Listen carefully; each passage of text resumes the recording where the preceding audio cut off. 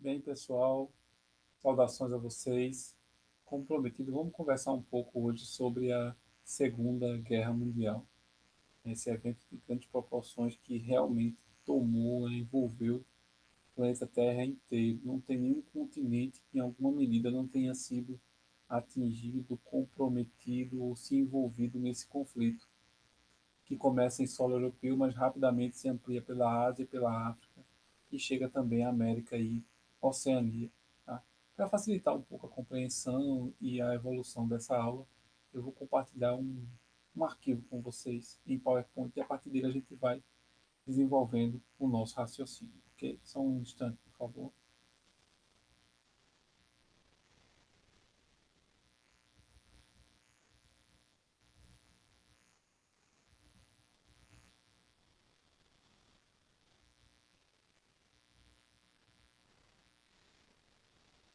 Então, vamos falar da Segunda Grande Guerra ou Segunda Guerra Mundial. Aqui a gente tem uma imagem da cidade de Nuremberg, na Alemanha, uma cidade que ficou famosa especialmente pelo que aconteceu após a Segunda Guerra, não do que aconteceu durante, né, porque nessa cidade foi realizado um grande julgamento das pessoas que estavam envolvidas na Segunda Guerra Mundial, os principais líderes da Segunda Guerra Mundial do ponto de vista alemão. Né? Então, os empresários, os grandes generais, aqueles que sobreviveram e eram as lideranças da Alemanha na Segunda Guerra, foram julgadas nessa cidade, o que ficou conhecido como julgamento de Nuremberg. Mas aqui é uma foto da cidade quando de sua tomada pelos exércitos soviéticos. Sobre a Segunda Guerra, vamos começar conversando, né, sobre suas causas, né, o que, é que provocou a Segunda Guerra. Não é difícil estabelecer uma ponte entre a Primeira Guerra Mundial e a Segunda. Apesar de a gente ter um lapso de tempo aí de aproximadamente 25 anos, né?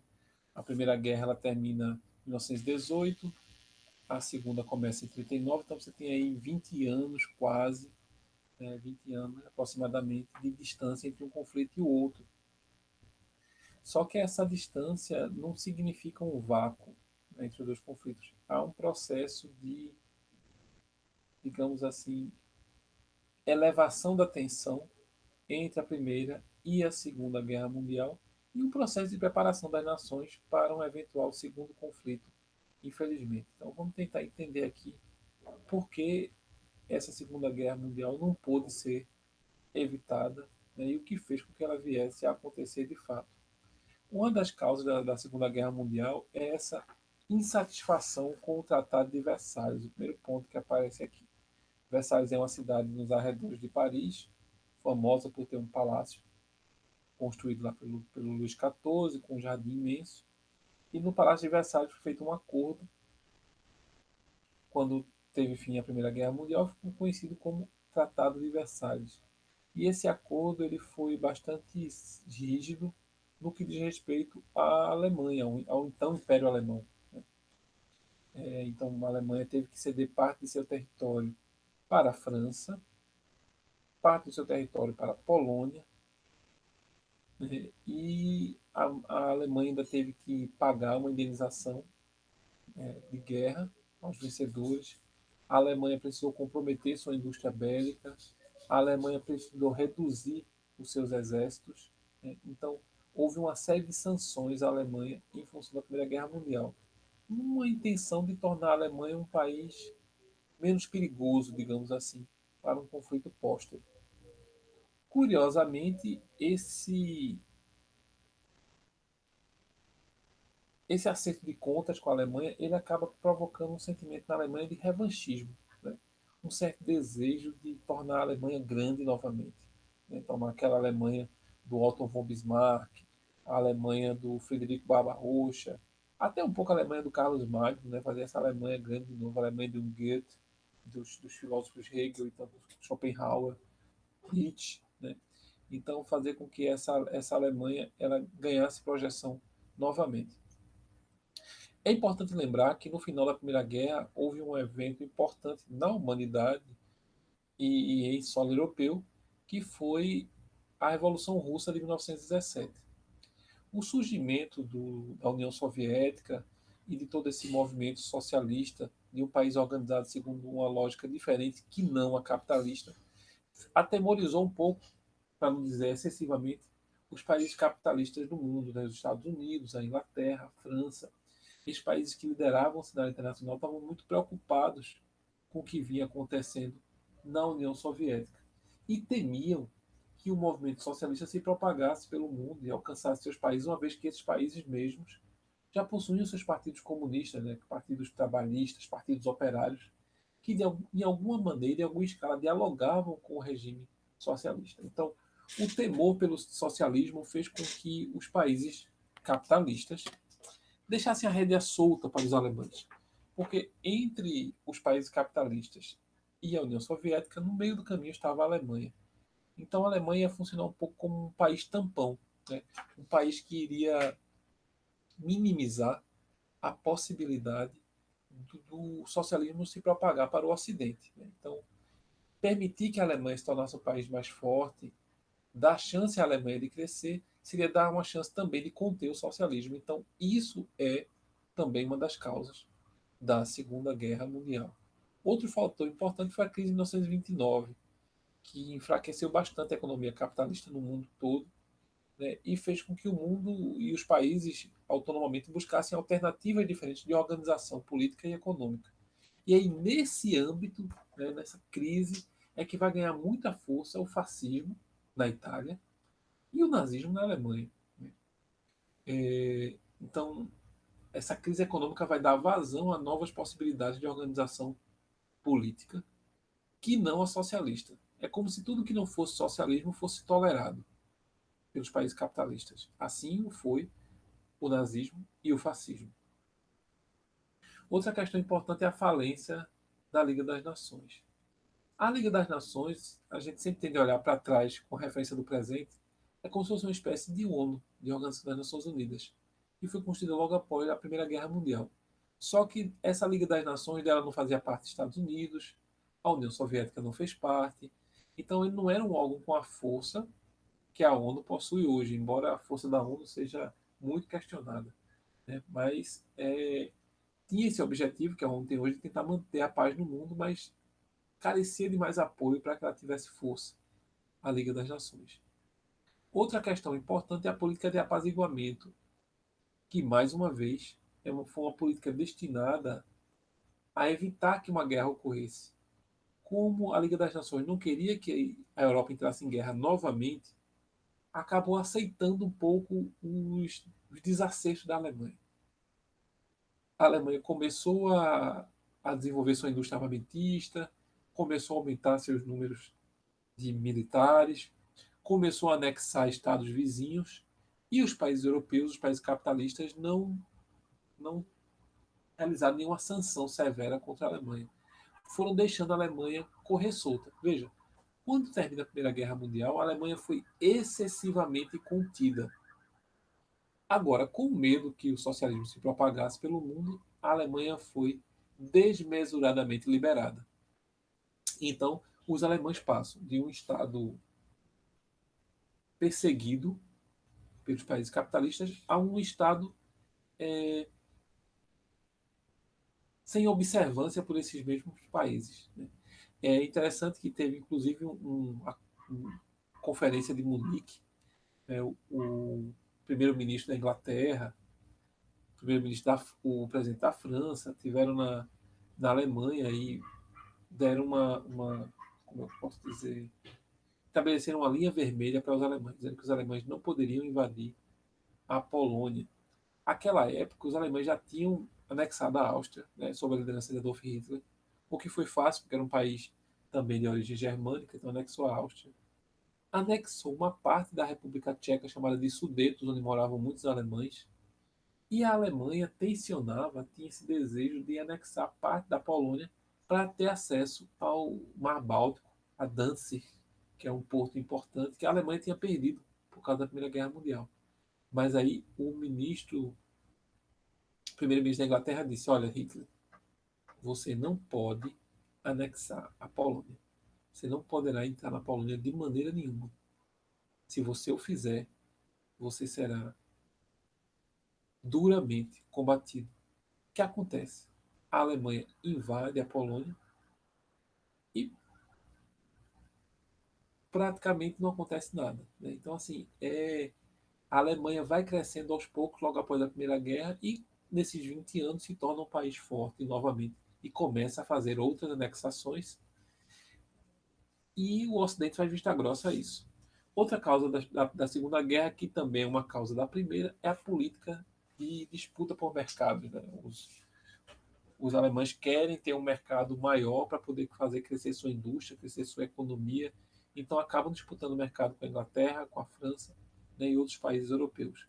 Nessa época também a Itália invade a Etiópia, né, e a Alemanha ela acaba fazendo uma aliança com o Japão para tentar conter a União Soviética, que seria o anti-comintern apoio, né? Então haveria uma aliança mútua entre a Alemanha e o Japão. Porque se você observar com calma, como a União Soviética era um país gigantesco, numa ponta desse país estava a Alemanha como fronteira. Você tem a Polônia antes, mas basicamente a Alemanha está ali do lado. E na outra ponta você tem o Japão. Então, se a Alemanha e o Japão estão do mesmo lado, contra a União Soviética, eles vão atacar a União Soviética nas duas pontas. E aí enfraquecer o Estado soviético. Então, a ideia era essa. E a Itália acaba se unindo a esse acordo que havia entre Japão e a Alemanha. Então passou a se chamar de eixo, né? Eixo Berlim, Roma, Tóquio. Por isso esses países começaram a ser conhecidos como bloco do eixo, os países do eixo: Alemanha, Itália e Japão. Ah, e vale salientar que aqui na foto, muito conhecido, né, pelo bigode, está aqui o Hitler e depois o Benito Mussolini.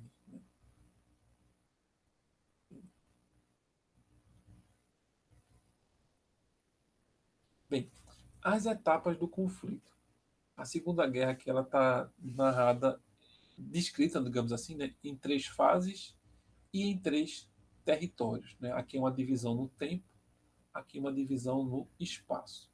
Então, numa divisão no tempo, a gente tem primeiro as vitórias desse eixo, dessa união, dessa parceria entre o Japão, a Alemanha e a Itália, que é quando a Alemanha, por exemplo, anexa a Dinamarca, anexa a Noruega, a Alemanha invade a Holanda também, anexa a Holanda, também anexa a Bélgica, acaba invadindo a França, domina a França, e a França se torna um país dividido. A parte norte da França passa para o controle alemão e a parte sul passa a ser uma espécie de republiqueta que apoia os alemães. Né? Então a França fica fora de combate, digamos assim. E na sequência a Alemanha vai dominando a Bulgária, domina a Romênia, domina a Grécia. Então é um processo contínuo de expansão alemã. Tem até uma palavra alemã para isso, Lebensraum, né? que é o direito de expansão alemão, né? O direito de terra que a Alemanha tinha por ser um país ou um povo que se considerava mais desenvolvido que os outros. Então, a Alemanha ela começa, que entre 1939, 40 e 41, tendo praticamente uma sequência ininterrupta de vitórias. Né? Isso vai marcar muito o início da Segunda Guerra Mundial, onde a Alemanha vai anexar muitos territórios. Depois você tem um equilíbrio de força, mais ou menos em 41 e 43, né, que é quando a União Soviética começa a dar uma boa resposta aos alemães, que é quando os Estados Unidos estão se organizando para retornar ao conflito, aliás, ingressar no conflito. Né? Então há um período de equilíbrio de forças. Depois, por fim, os aliados, compostos por Inglaterra, Estados Unidos e União Soviética, os líderes, né, dos aliados, começam a vencer os alemães até 45, que é o fim da guerra. Então você tem basicamente aqui três fases: uma fase de vitórias do eixo, uma fase de equilíbrio de forças e uma fase de vitória dos aliados. Se a gente for falar agora sobre os lugares, os focos do conflito, sabe que a Segunda Guerra Mundial, mas o principal palco de conflitos foi a Europa, né? Você tem uma guerra ocidental chamada de conhecida pelo uso do Blitzkrieg, que é uma, até quando a gente vê às vezes tem ações da polícia na estrada, é chamada de blitz da polícia, né? Então uma ação relâmpago, né, da polícia, que as pessoas não esperam que ela esteja ali fazendo fiscalização e ela não está. Então essa ideia de blitz, dessa Krieg, né, essa guerra, Blitz relâmpago. Né? Então, os alemães eles chegavam de surpresa, rapidamente, com tanques e com força aérea. A força aérea atacava os principais pontos de defesa do inimigo e os tanques iam quebrando as linhas inimigas e vinham depois em seguida a infantaria. Esse ataque coordenado e rápido, né, garantiu muitas vitórias alemãs no início, nos primeiros anos da Segunda Guerra Mundial. Então, essa maneira foi que a Alemanha usou na Holanda, usou na França, usou para tomar a Polônia, né, a Dinamarca. Então, todos esses territórios foram tomados com base nessa tática de guerra. Houve uma outra guerra, que foi a Guerra no Leste Europeu, que é a Guerra dos Alemães contra os soviéticos. Essa também, no início, os alemães tiveram muitas vitórias. Né?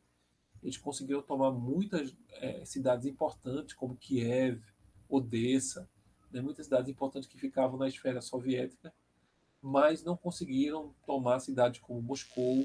E houve uma batalha famosa, que foi a Batalha de Stalingrado. Né? Essa os alemães não conseguiram vencer. Especialmente porque os russos começaram a usar a tática da terra arrasada. Quando os alemães iam chegando a uma cidade, os russos destruíam os suprimentos dessa cidade, queimavam as casas, né, levavam o alimento para tentar enfraquecer o exército alemão, tirando o excesso de suprimentos. E isso, com o acréscimo do inverno pesado, né, da Rússia, fez com que os soviéticos conseguissem virar o destino das batalhas a partir da Batalha de Stalingrado, que foi realmente uma batalha decisiva na história da Segunda Guerra Mundial. Stalingrado é uma cidade que fica aqui próximo ao Cáucaso, fica na Geórgia, né? Por isso até lembra o nome do chefe, do líder soviético, Stalin. Né? Ele mudou o nome da cidade para o nome dele, Stalingrado. Outro palco de batalhas importante foi a Guerra do Pacífico, no Oceano Pacífico. Essa já foi uma guerra que envolvia os japoneses contra os soviéticos, contra os chineses e contra os Estados Unidos. Então, a guerra aqui é uma guerra diferente, porque é uma guerra muito marcada pelo conflito no mar. Né? Então, é um conflito com muitas embarcações, força aérea, muitos porta-aviões envolvidos, a ideia de controlar ilhas, né? Teve batalhas importantes, como a Batalha de Iwo Jima, né? Para dominar a ilha de Iwo Jima. Então, é uma guerra diferente daquela que acontece no solo europeu. Lembrando que fora esses palcos de conflito, houve também muito conflito no norte da África, alguns conflitos no Oceano Atlântico, por exemplo, alguns navios brasileiros foram torpedeados por submarinos alemães. Então a guerra realmente foi mundial, mas os principais palcos de conflito, o solo europeu e o Oceano Pacífico. Faltou dizer que no Oceano Pacífico ganha destaque a figura do kamikaze, que é aquele piloto de avião que toma o seu avião, enche o avião de munição e joga o seu avião contra os porta-aviões dos Estados Unidos, para tentar destruir os porta-aviões, né, sacrificando a própria vida do piloto. Né? O piloto arremessa o seu avião contra o navio, na ideia de fazer o navio afundar, naufragar. Né? Ficaram famosas essas figuras do kamikaze. E hoje é até nome usado em festas, né, tem um brinquedo de festa de parques juvenis com esse termo, né, kamikaze. Bem, aqui um episódio famoso da Segunda Guerra Mundial, que foi a retirada de Dunkerque. Veja que a gente está aqui ainda no início da guerra, de 27 de maio a 4 de junho de 1940, né, no segundo ano aqui da guerra. Os ingleses tinham ido para o continente europeu, saíram da Inglaterra, foram para o continente lutar contra os alemães, tentar liberar a Holanda, liberar a Bélgica, liberar a França dos alemães, e sofreram derrotas terríveis. No começo da guerra, os alemães eram imbatíveis. Então, os ingleses começaram a sofrer tantas derrotas que eles foram sendo levados de volta para a praia. Veja, eles saem da Inglaterra, descem na praia e vão avançando para atacar contra os alemães. Quando eles se encontram com os alemães, começam a ser derrotados, derrotados, derrotados, até que são trazidos de volta para a praia. Então, todas as pessoas que você está vendo aqui são soldados ingleses, né, sendo bombardeados por aeronaves alemães aqui na praia de Dunkerque. E esses soldados estão tentando voltar para casa, porque se eles permanecerem aqui, serão massacrados pelos alemães. Contudo, esse é um episódio muito famoso da história, porque aqui no mar a Alemanha começou a mandar para cá alguns submarinos. E esses navios maiores começaram a ser torpedeados e começaram a afundar. Então, o navio desse era torpedeado, começava a afundar, o pessoal começava a voltar nadando para a praia. Ficaram sem escapatória, não podiam pegar os grandes navios e não conseguiam vencer os alemães que estavam chegando por terra. O que fazer? Tem uma foto aqui da época, o pessoal indo em direção ao barco. Olha o barco como ficou cheio de soldados ingleses tentando voltar para casa, com medo de morrer, com medo da guerra. Foto aqui, ó, embarcação cheia. Essa foto de época, fotos verdadeiras, né, do período. Existe até um filme, Dunkerque, que vale muito a pena. Quem quiser conhecer melhor esse episódio, esse resgate, né, dos soldados ingleses, que vejam todos com um aspecto meio triste, até posando para a foto, mas cabisbaixo, né? Ó, bastante triste aqui. A condição em que estão os soldados ingleses. E aí, no meio desse conflito, o primeiro-ministro da Inglaterra, Winston Churchill, fez um discurso na rádio e pediu a todos os ingleses que tivessem barco de pesca, barco de passeio, barco de pequeno porte, tomassem os seus barcos e fossem para a França trazer de volta os seus filhos, os seus sobrinhos, os seus vizinhos que estavam em guerra. Né? Então foi interessante porque todos os ingleses, todos não, mas uma grande parte dos ingleses que tinham realmente barco, a Inglaterra, como é uma ilha, tem uma cultura náutica muito grande, então quem tinha barco no litoral ali de Londres e outras cidades costeiras, pegaram seus pequenos barcos e foram trazer de volta os soldados. E é interessante porque, como foram muitos barcos, barcos pequenos, né, passando pelo mar, indo até a França resgatar os seus filhos, os submarinos não atacavam os barcos, porque não valia a pena dar um tiro, né, estragar um míssil, um torpedo de submarino para acertar um barquinho só. Iria matar 6, 10, 12 pessoas no máximo. Né? Então, os navios pequenos acabaram passando por cima dos submarinos, resgataram aquele mundo de soldados na praia e levaram-os de volta para a Inglaterra, né? Sobre, acima dos submarinos alemães, sem poderem ser atacados. E aí, vale destacar também a presença da Força Aérea Inglesa, né, que lutou contra a Força Aérea Alemã. Você tem desculpem. Vocês têm aqui um avião da Força Aérea Alemã e um avião da Força Aérea Britânica, né, eles se encontrando. Acho que aqui não é uma desculpa, aqui é a Força Aérea Francesa. E a Alemanha não conseguiu tomar a Inglaterra, isso é verdade. Os alemães não conseguiram invadir a Inglaterra, mas conseguiram bombardeá-las por meses. Então o povo alemão ouviu uma sirene quando tinha um avião ou vários aviões alemães chegando. As pessoas desciam, né, para a estação de metrô, desciam para lugares antibomba, né, desciam para o sótão, para o porão, desculpe, para o porão das casas, para se proteger. E Londres foi bombardeada por semanas a fio. Então, no meio daquele transtorno, daquela dificuldade, daquela devastação da capital inglesa, Winston Churchill disse essa frase que ficou famosa: Never in the field of human conflict was so much owed by so many to so few. Nunca no campo dos conflitos humanos, no campo de batalha, se deveu, né, tanto, aliás, tantos deveram tanto a tão poucos, né, porque foi a pequena força aérea inglesa que defendeu a Inglaterra de ser totalmente dominada pelos alemães. Então, nunca na história tantos deveram tanto a tão poucos. Então, a Força Aérea Britânica defendeu com muita coragem, né, a Inglaterra do ataque dos alemães, e isso fez com que tantos, o povo inglês, conseguisse sobreviver. Um país importante que é conhecido nosso e participou da Segunda Guerra Mundial é o Brasil. Só que o Brasil ele participa da Segunda Guerra já nos anos finais do conflito. Né? Você vê aqui de novembro de 44 a fevereiro de 45.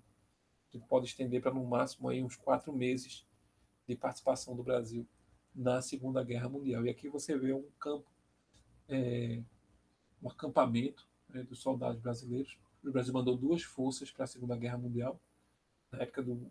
Estávamos inclusive em ditadura no Brasil, era o Estado Novo de Vargas, mas o Brasil mandou a FEB, Força Expedicionária Brasileira, e o Brasil também mandou a FAB, Força Aérea Brasileira. Não foram muitos pilotos, mas o nosso contingente em solo foi expressivo, com o objetivo de participar de alguns conflitos no norte da África e depois tomar a Itália, né, que nessa época a Itália já tinha se afastado da Alemanha, mas os alemães dominaram rapidamente a Itália e a Itália precisava ser liberada dos alemães. Então os brasileiros foram para a Itália libertar o país dos alemães e foram muitas batalhas travadas entre brasileiros e alemães em solo italiano, especialmente nas montanhas, né, a Batalha de Monte Castelo, Monte Cassino, né, tem um Monte Castelo Novo, então tem muitas batalhas nas colinas, nas montanhas, que se você olhar o mapa da Itália, vai perceber que tem uma linha de montanhas que percorre o centro do país como se fosse uma coluna vertebral. E essa linha de montanhas são os Apeninos. Nos Apeninos muitas batalhas ocorreram, né, e muitas vidas brasileiras foram perdidas, mas a sequência de vitórias foi num crescente e os brasileiros conseguiram, com o apoio dos partigiani, dos soldados italianos no inimigo dos alemães, daquele pessoal que fez confronto civil da resistência italiana, né, aos alemães, e com o apoio dos Estados Unidos conseguiram liberar a Itália dos alemães. Lembrando que tem um pouco uns números, né? A gente tem aqui 239 dias de ações contínuas contra o inimigo. A FEB apresenta os seguintes dados, né? Nossos mortos e feridos, né? No caso dos brasileiros, morreram 13 oficiais, como apresenta aqui, 430 praças e 8 pilotos, né? Dando um total de 451 baixas do lado brasileiro. Aqui são as diversas divisões contra as quais o Brasil lutou, né? Tem aqui, são 13 divisões, sendo 3 divisões italianas, que o Brasil lutou contra, e mais 10 divisões alemães. Então foram vários os combates entre alemães e italianos, alemães e brasileiros. Lembrando que tem alguns filmes, alguns documentários que retratam bem a ação brasileira na Segunda Guerra na Itália e vale a pena ser observado. Aqui um outro mapa, mais ou menos onde se concentraram os conflitos entre brasileiros e alemães, especialmente na região da Toscana e da Emília-Romagna, ou Emília-Romana. Na região da Toscana você vai ter conflitos na chamada linha gótica, que era uma linha em que os alemães conseguiram estabelecer de grande domínio em solo italiano.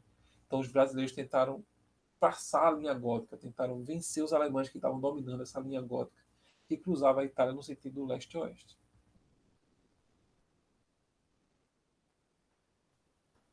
A linha gótica passava basicamente, aqui tem uma cidadezinha aqui na Itália, um lugarejo, na verdade, chamado Pietrasanta.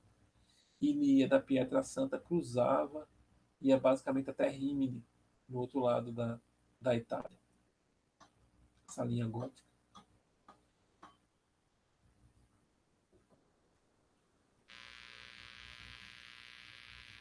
Então você vê aqui os Apeninos e os lugares de conflito, né, travado entre brasileiros e alemães. E as batalhas são sempre nesse sentido sul-norte, né? O Brasil vai retomando a Itália do sul ao norte, até o encerramento dos conflitos, 2 de maio de 1945, já aqui nas proximidades da França. Aqui um pouco a imagem de 2 pilotos da Força Aérea Brasileira, né? A Infantaria Brasileira, e até marinheiros, né, que vieram trazer as tropas para a Itália para participar do conflito. A linha gótica que eu citei, o resto está muito pequeno, só pesquisando essa imagem na internet para vocês poderem ver com maior acuidade.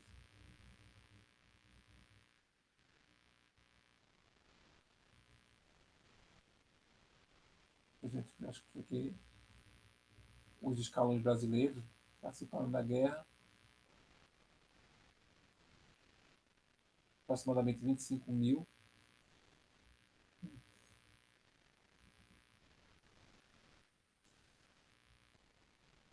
E dando prosseguimento a essa percepção da Segunda Guerra Mundial, é bom lembrar que a guerra também é uma indústria, existe uma indústria de guerra. Né?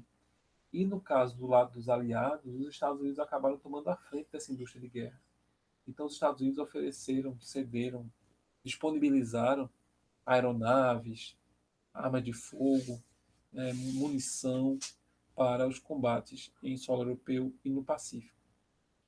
E para alimentar essa indústria estadunidense, né, o Brasil cooperava com o fornecimento de borracha, quartzo, manganês, ferro, né?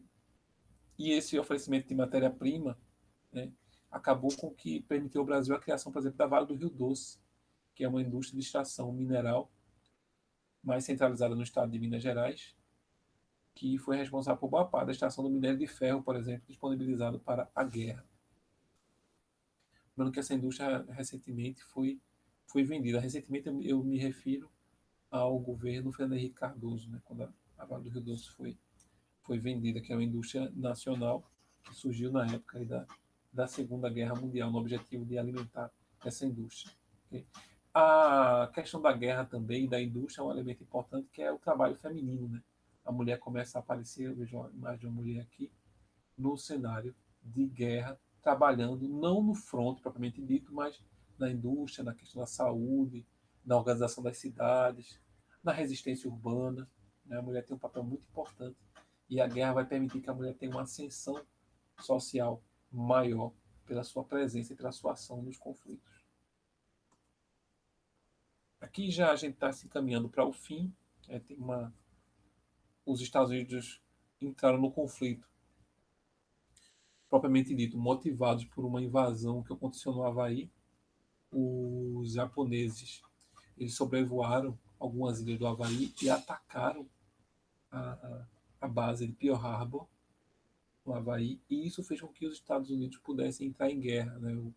O presidente Roosevelt ele mandou uma carta ao Senado americano pedindo para entrar em guerra e, em função do ataque de Pearl Harbor, o Congresso concordou. Então começou o ataque massivo dos americanos contra os japoneses, que já dominavam boa parte do Pacífico naquele momento. E os japoneses foram sofrendo algumas derrotas, tiveram também suas vitórias contra os Estados Unidos, mas quando a guerra já tinha virado, quando os Estados Unidos já estavam realmente selando o fim do conflito, eles ainda testaram, né, contra os japoneses o uso de duas bombas atômicas. Uma bomba caiu sobre a cidade de Hiroshima e outra sobre a cidade de Nagasaki, né, pelas duas cidades no Japão. E o lançamento dessas bombas antecipou um pouco, digamos assim, a rendição japonesa, que a essa altura a Alemanha já tinha desistido da guerra, Hitler já tinha se suicidado junto com sua esposa, Eva Braun, mas os japoneses mantinham-se em conflito. Com o uso das duas bombas atômicas, né, o líder japonês decidiu, né, encerrar também o conflito. E foi devastador o efeito das bombas atômicas no Japão. E não serviu de exemplo porque, uma vez que elas foram utilizadas, outros países também buscaram e continuam buscando o domínio desse tipo de tecnologia. A participação da mulher na guerra, como já dei uma enunciada há poucos instantes, né? Enunciei um pouco isso.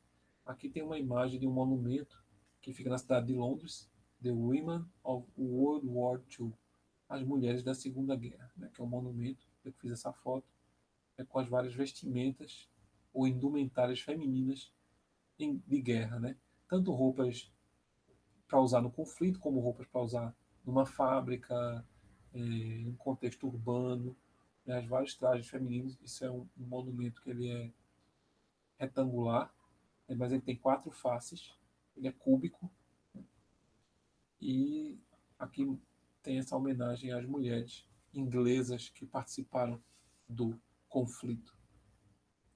Você vê que tem algumas roupas aqui, alguns trajes em que a mulher usa calça, e a Segunda Guerra traz o incremento da calça para o universo feminino com mais força, né? A mulher vai começar a usar com mais frequência a calça, né? Isso vai dar uma, vamos dizer assim, um pouco mais de liberdade, né, para a mulher na sua vida cotidiana, não é?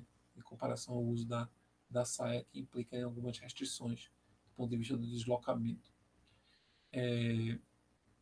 Aqui uma imagem dos Estados Unidos dizendo que as mulheres também podem participar, as mulheres também têm poder. We can do it, né? Nós somos capazes, nós podemos. Então a mulher aqui com a roupa, acredito uma roupa de uma mulher de fábrica, né? Que poderia trabalhar na fábrica para cooperar no esforço de guerra. Por fim, a gente tem as consequências da Segunda Guerra Mundial. Você vai ter a derrota, né, do eixo, então o eixo Alemanha, Itália, Japão vai ser derrotado. E aí com isso você vai ter a ascensão de duas nações no mundo que vão preponderar no pós-guerra. Os Estados Unidos, que ficaram pouco comprometidos com a guerra, e a União Soviética, que ficou muito comprometida com o conflito, que foi realmente invadida pela Alemanha e sofreu muitas baixas. Os Estados Unidos também sofreu suas baixas, mas não na mesma proporção da União Soviética. Outra questão é criada a ONU, né, a Organização das Nações Unidas, como uma espécie de aprimoramento daquela Liga das Nações, que foi criada após a Primeira Guerra Mundial. Só que no caso da ONU, os países mais poderosos vão participar. Os Estados Unidos participarão da ONU, a União Soviética, Inglaterra, França, né? Então esses países vão participar e vão fazer parte do Conselho de Segurança da ONU, né? Então eles vão ter direito de veto qualquer ação que a ONU tente realizar. É interessante que você tenha esses países com poder de veto. Outros países tentam entrar nesse grupo com cadeira permanente, mas até hoje não conseguiram. O Brasil, por exemplo, é um deles. Você tem o Brasil, que tem interesse em participar do Conselho de Segurança Efetivo da ONU. Você tem a Alemanha, que quer, você tem o Japão, mas esses países até hoje não tiveram assento permanente no Conselho de Segurança da ONU. Você tem como consequência também a descolonização da África e da Ásia. Então, os países africanos começam a conseguir sua independência, justamente porque as metrópoles estavam totalmente comprometidas pelo esforço de guerra, atacadas, combalidas. Então, os países que viviam sob o controle da Inglaterra começaram a se libertar, sob o controle da França. Tem o caso da Argélia, aí, que é famoso, sintomático disso. O caso da África do Sul. Você vai ter o caso de países africanos de língua portuguesa, como Angola, na década de 70, começa seu esforço de se libertar de Portugal. Então, há todo um movimento, não só na África, mas também na Ásia, de libertação dos países europeus. Ainda tem um esforço muito grande, né, para se libertar da Inglaterra, e ganha destaque figuras como Mahatma Gandhi, como Nelson Mandela. Né. Nos Estados Unidos, o movimento pelos direitos civis começa a ganhar muita força, aparece a figura do Martin Luther King, do Malcolm X. É a época também que o rock and roll está ganhando muita força no mundo e acaba se tornando uma espécie de bandeira, né, contra os, os desmandos, né, e a guerra propriamente dita. O movimento hippie contra a guerra, o movimento pacifista começa a ganhar muita força, não só nos Estados Unidos e na Europa, mas também no Brasil. Você tem o início da Guerra Fria, desse conflito contínuo, né, entre Estados Unidos e União Soviética, bem como envolvendo todos os aliados desses países, o que vai levar a uma proliferação, por exemplo, de ditaduras aqui na América Latina. Né? O Brasil, Argentina, Chile se tornarão ditaduras nesse clima de Guerra Fria, né, para se opor ao socialismo também. Né? Tem causas internas, mas também essa causa internacional, que é a questão da Guerra Fria. E a divisão da Alemanha em dois países. A Alemanha vai ser dividida em duas zonas de influência, uma zona de influência soviética e outra zona de influência estadunidense, alemã e inglesa. E essa parte capitalista vai acabar virando um bloco só. Você vai ter a Alemanha capitalista e você vai ter também a Alemanha socialista. Com uma especificidade que dentro da Alemanha socialista estará a cidade de Berlim, que será também dividida em duas zonas de influência, capitalista e socialista, mas esse é um argumento para o próximo semestre. A gente vai discutir muito essa questão da Guerra Fria no próximo semestre, essas consequências que eu estou só alinhavando aqui, nós temos a oportunidade de ver com muito vagar no próximo semestre. Espero que vocês tenham gostado e espero que a gente aprenda com a Segunda Guerra que nenhuma guerra mais deve ser cogitada, nenhuma guerra deve ser possível. Toda guerra deve, ao máximo, ser evitada. E para isso é importante a política. que é a guerra por outros meios. Um abraço, fiquem bem. Além disso, pessoal, esqueci de dizer, com a Segunda Guerra nós temos, perdão, essa é uma outra imagem, algumas inovações tecnológicas, né, em função da guerra. Você tem o uso da caneta esferográfica, que é aquela caneta com a esfera na ponta, como a Bic, que é famosa, né, que a esfera vai rolando e a tinta vai caindo no papel, né, a caneta esferográfica. O MASP, que é o Museu de Arte de São Paulo, vai surgir porque um empresário brasileiro importante do ramo do jornalismo, o Assis Chateaubriand, vai para a Europa e começa a arrematar muitos quadros importantes por um bom preço, porque a Europa estava em guerra e quem tinha quadro precisava de dinheiro, queria vender, então o Assis Chateaubriand saiu comprando muitos quadros, de maneira que tem muitos quadros importantes hoje no Brasil de pintores europeus, no MASP, especialmente, por exemplo, o caso de Picasso, muitos pintores de Picasso no MASP. Surgimento dos computadores, que aí tem um filme que fala sobre isso, que é um filme chamado Jogo da Imitação, fala sobre o surgimento dos computadores, o surgimento dos radares, palavras incorporadas ao idioma. Eu falei aqui de Blitzkrieg, mas tem outras palavras que vão ser incorporadas à língua portuguesa. O micro-ondas, né?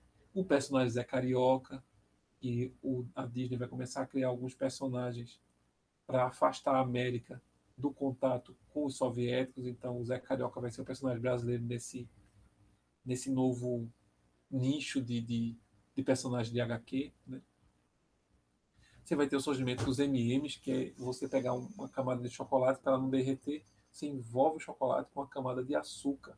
Isso foi muito feito na Segunda Guerra. Os soldados americanos iam para os conflitos porque queriam levar chocolate, porque é uma forma de ganhar energia, disposição para estar na luta, né? Mas o chocolate no bolso poderia esquentar e aí derreter, ficar aquela coisa suja. Né? Então, o chocolate era envolvido numa camada de açúcar cristalizado e isso gerou posteriormente o M&M. Bem, por isso, nesse momento aqui eu encerro a nossa aula sobre Segunda Guerra Mundial. Espero que vocês tenham gostado e a gente se vê, né, numa próxima aula de história. Tá? Como eu disse há poucos instantes, fiquem bem, se cuidem e a gente se vê.